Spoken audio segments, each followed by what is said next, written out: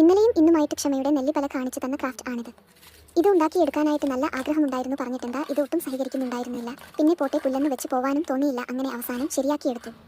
ആദ്യം ഒരു പേപ്പർ കപ്പിൽ പെയിന്റ് അടിച്ച് എടുക്കുക. എന്നിട്ട് അതിന്റെ അടിഭാഗത്ത് നടുക്കായിട്ട് കുറച്ച് വലിയ ഹോൾസും മുകളിലായിട്ട് കുറച്ച് ചെറിയ ഹോൾസും ഇട്ട് കൊടുക്കുക. പിന്നീട് ഒരു ഈർക്കിൽ എടുത്ത് അതിന്റെ നടുക്കായിട്ട് ഒരു ചരട് കെട്ടിക്കൊടുക്കുക. ചരടിന്റെ ബാക്കി ഭാഗം ചെറിയ ഹോൾസിലൂടെ പുറത്തെടുക്കുക. പിന്നീട് ഈർക്കിലിന്റെ മേലത്തെ ഭാഗം പേപ്പർ കപ്പിന്റെ അടിഭാഗത്തെ ഹോൾസിലൂടെ ഇറക്കി കൊടുക്കുക.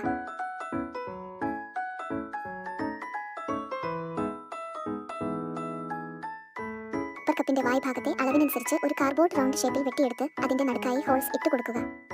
എന്നിട്ട് അത് അവിടെ ഒട്ടിച്ചു കൊടുക്കുക.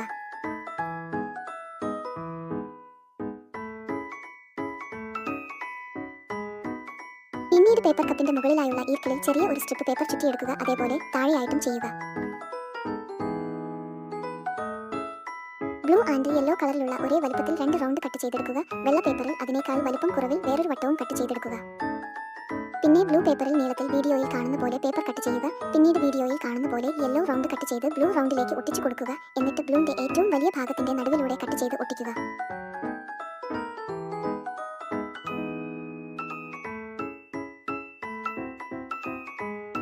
വെള്ള പേപ്പറിന്റെ നടുക്കും അതിന്റെ ചുറ്റിലുമായിട്ട് ഹോൾസ് ഇട്ട് കൊടുക്കുക. പിന്നീട് നൂലെടുത്ത് ചുറ്റിലുമുള്ള ഹോൾസിനുള്ളിലൂടെ എടുത്ത് ഹോൾസിന്റെ പുറത്തുള്ള നൂലിന്റെ അറ്റം കെട്ടിക്കൊടുക്കുക. പിന്നീട് അതിന്റെ മറ്റേ അറ്റത്ത് പേപ്പർ സ്റ്റാറോ പേപ്പർ ഹെയർട്ടോ ഉണ്ടാക്കി കെട്ടിക്കൊടുക്കുക.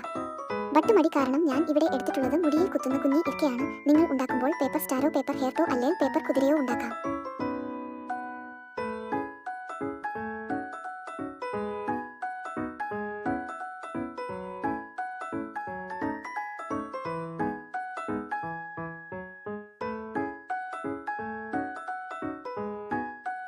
നേരത്തെ ഉണ്ടാക്കി വെച്ചിട്ടുള്ള ബ്ലൂ കളർ റൗണ്ട് ഇതിലേക്ക് ഒട്ടിച്ചു കൊടുക്കാം. പിന്നീട് നീളത്തിൽ കട്ട് ചെയ്തെടുത്ത ബ്ലൂ കളർ പേപ്പർ അതിന്റെ സൈഡിലായിട്ട് ചുറ്റും ഒട്ടിച്ചു കൊടുക്കുക.